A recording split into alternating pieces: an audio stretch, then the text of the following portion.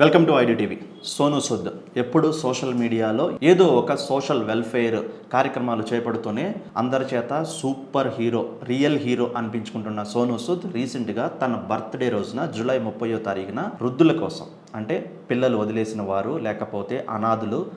ఇంతవరకు కుటుంబం లేని వారి కోసం, వృద్ధాప్యంలో ఇంటి దగ్గర ఉండి సమస్యలు ఎదుర్కొంటున్న వారు బయటకు వచ్చి వృద్ధాశ్రమంలో ఉండాలనుకున్న వాళ్ళ కోసం తన బర్త్డే రోజున ఒక పెద్ద గిఫ్ట్ ఇచ్చాడు. సుమారు 500 మందికి ఒకే చోట నివసించే విధంగా కూడా ఈ వృద్ధాశ్రమాన్ని నిర్మించడం, అలాగే వాళ్ళకు కావాల్సిన అన్ని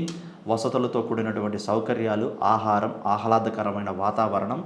మంచి ఇంటి దగ్గర ఏ విధంగా అయితే ఉంటారో అటువంటి వాతావరణాన్ని క్రియేట్ చేసి వాళ్ళందరికీ నేనున్నాను, మీ